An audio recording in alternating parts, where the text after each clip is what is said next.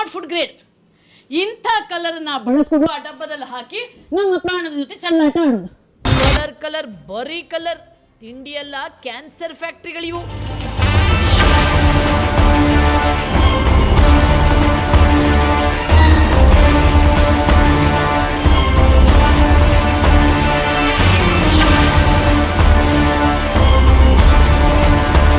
ಮಾಡಿರೋ ಸ್ಟೈಲ್ ನೋಡಿದನ್ನು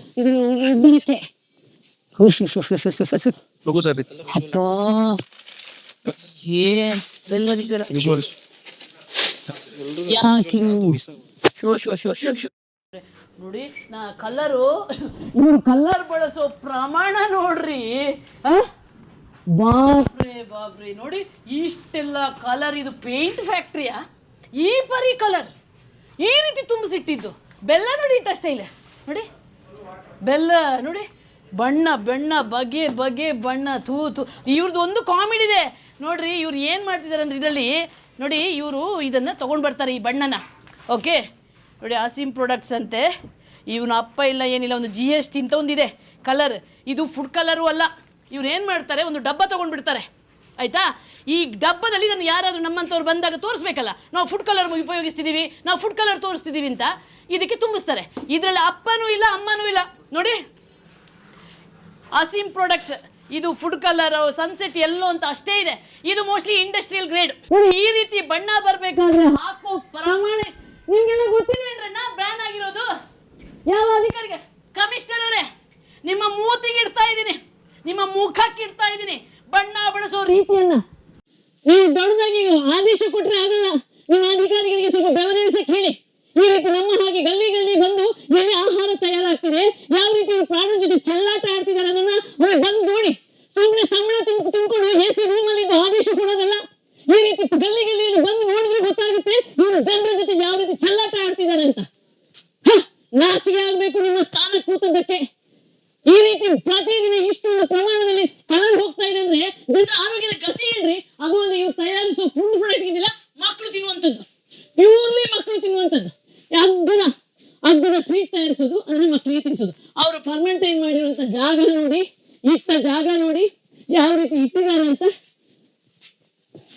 ನೋಡಿ. ಚಪ್ಪಲಿನೂ ಅಲ್ಲೇ ಇದೆ, ಟಾಯ್ಲೆಟು ಅಲ್ಲೇ ಇರುತ್ತೆ. ಯಪ್ಪ ಜೈಲೇ ಬೇಜಂಗೆ, ಅವ್ರ ಕೈ ನೈ ಬೇಜಂಗೆ.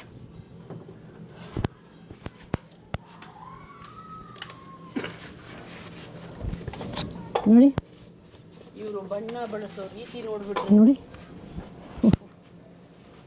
ನೋಡಿ, ಇದು special sugar powder, industrial use.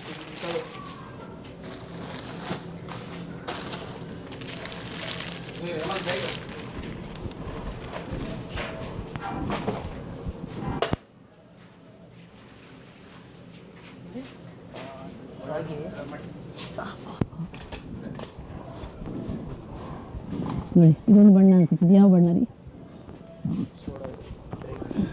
ಇಲ್ಲ, ಬಣ್ಣನೇ ಕಲರ್. ನೀರು ಹಾಕಿದ್ರೆ ಗೊತ್ತಾಗ್ಬಿಡುತ್ತೆ. ನನಗಂತೂ ಯಾವ್ದು ಕೈ ಕೊಡ್ರಿ.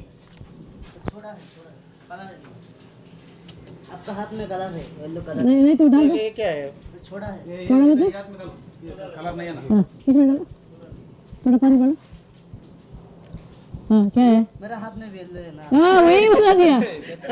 हाँ, ಅಣ್ಣ ಯಾರಿಗೆ ಕಲಿಸ್ತಿದ್ಯಾ ನೀನು? ಮುಖಕ್ಕೆ ಬಳಿತೀನಿ ನಿಂದು.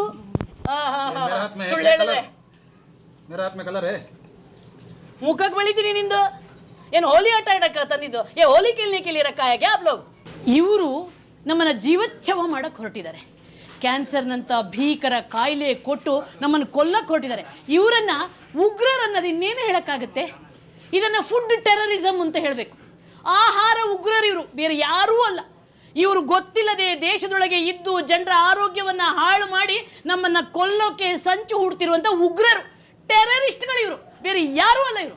ಇವರು ಆಹಾರ ತಯಾರು ಮಾಡೋ ಜಾಗ, ಇವ್ರು ಮಾಡ್ತಿರೋ ರೀತಿ, ಅಬ್ಬಬ್ಬಬ್ಬಬ್ಬ. ಎಣ್ಣೆಲ್ಲ ಇದು ಸಕ್ಕರೆ ಪಾಕ. ಶುಗರ್ ಕಾ ಏನ ಶುಗರ್ ಕಾ ಹೇನಾ ನೋಡಿ, ಸಕ್ಕರೆ ಪಾಕ. ಹಾಂ, ಇದು ಸಕ್ಕರೆ ಪಾಕಕ್ಕೆ ಹಾಕಿ ಇದಡಕ್ಕೆ ಅಲೋ. ಅವನು ಈ ವೇಷ ನೋಡಿ ಒಮ್ಮೆ, ಅವನ ಮೇಲಿಂದ ಕೆಳಗೆ ನೋಡಿಬಿಟ್ರೆ ಅದೇ ಪಾವನ. ನೋಡಿ ಇದನ್ನು ಹಾಕಿಟ್ಟ ರೀತಿ ನೋಡಿ. ನೀವು ಖುಷಿ ಖುಷಿಯಾಗಿ ತಿಂತೀರಲ್ಲ, ಆ ಆಹಾರವನ್ನು ಹಾಕಿಟ್ಟ ರೀತಿ ನೋಡಿ ಇಲ್ಲಿ ಯಾವ ರೀತಿ ಹಾಕಿಟ್ಟಿದ್ದಾರೆ ಅಂತ. ನಾವು ಮಕ್ಕಳಿಗೆ ಭಾರೀ ಪ್ರೀತಿಯಿಂದ ತಂದು ತಿನ್ನಿಸ್ತೀವಲ್ಲ, ಇವುಗಳನ್ನೆಲ್ಲ ನೋಡಿ ಇದರ ಹಣೆ ಬರಹಗಳು. ಇದನ್ನು ನೀವೊಮ್ಮೆ ತಂದು ಮನೆಗೆ ತಿನ್ನೋ ಮುಂಚೆ ಈ ವಿಡಿಯೋನ ನೋಡಿ.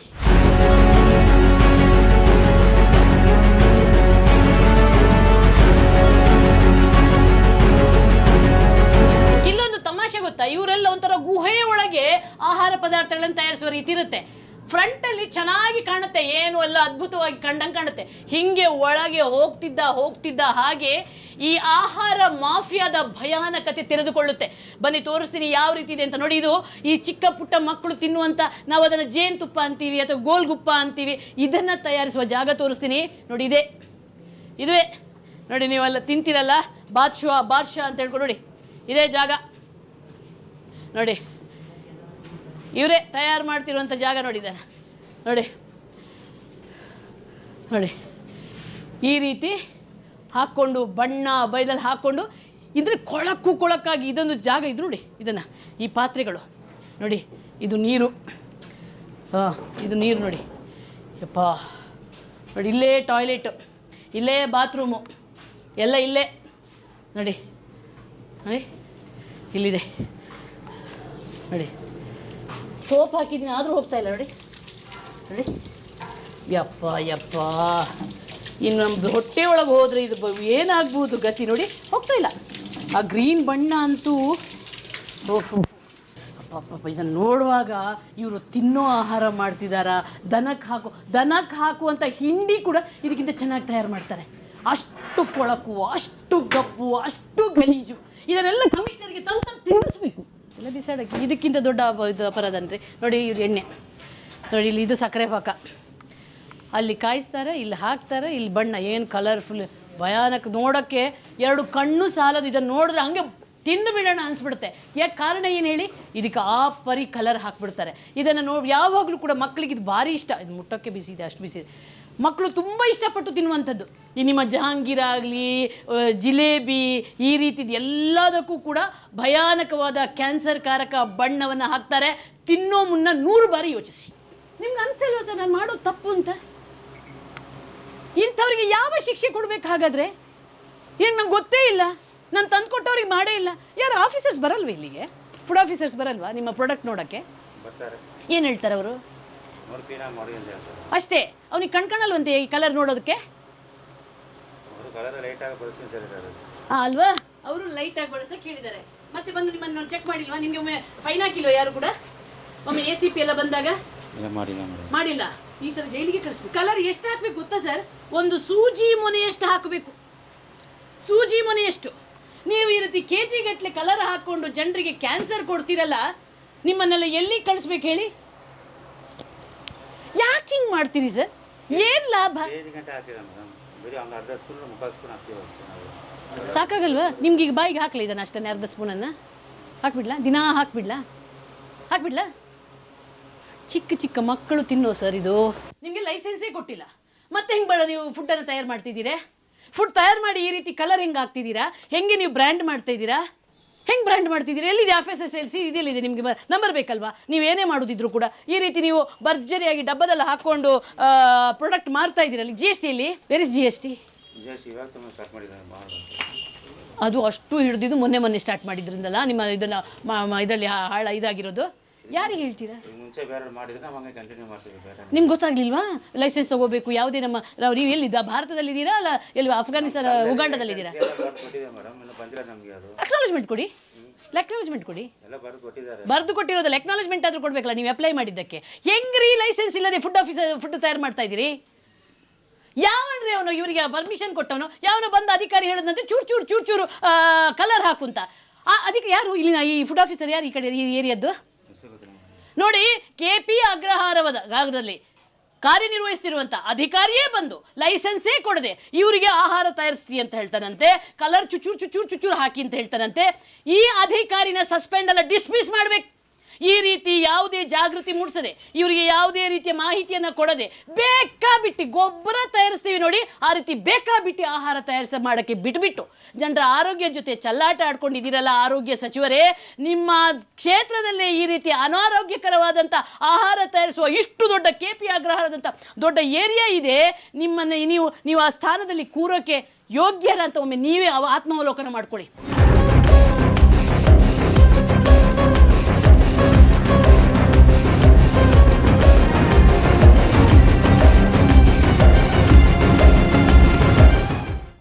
ವಿಜಯ್ ಟೈಮ್ಸ್ ಬದಲಾವಣೆಯ ಹಾದಿಯಲ್ಲಿ ಹೆಜ್ಜೆ ಇಟ್ಟಿದೆ.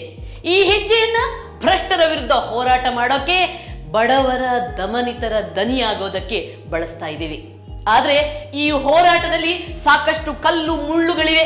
ಆ ಕಲ್ಲು ಮುಳ್ಳುಗಳಿಗೆ ಯಾವುದೇ ರೀತಿಯಲ್ಲಿ ಅಂಜದೆ ದಿಟ್ಟವಾಗಿ, ಯಾರ ಮುಲಾಜಿಗೂ ಒಳಗಾಗದೆ, ಯಾರ ಹಂಗಿಗೂ ಒಳಗಾಗದೆ ನಾವು ಹೋರಾಟ ಮಾಡಲೇಬೇಕು ಅಂತ ಆದ್ರೆ ನಿಮ್ಮ ಸಹಕಾರ ಖಂಡಿತವಾಗ್ಲೂ ಬೇಕು. ಸ್ನೇಹಿತರೆ, ನೈತಿಕವಾಗಿ ನೀವು ನನಗೆ ಬೆಂಬಲ ಕೊಡ್ತಾನೆ ಇರ್ತೀರಾ, ಅದೇ ರೀತಿ ಆರ್ಥಿಕವಾಗಿ ನೀವು ನಮಗೆ ಸಹಕಾರ ಕೊಟ್ಟಿದ್ದೇ ಆದ್ರೆ ನಾವು ಯಾವುದೇ ರೀತಿಯ ಹಂಗಿಗೆ ಒಳಗಾಗದೆ ದಿಟ್ಟವಾಗಿ ಈ ಬದಲಾವಣೆಯ ಹಾದಿಯಲ್ಲಿ ನಾವು ಮುಂದುವರಿಬಹುದು.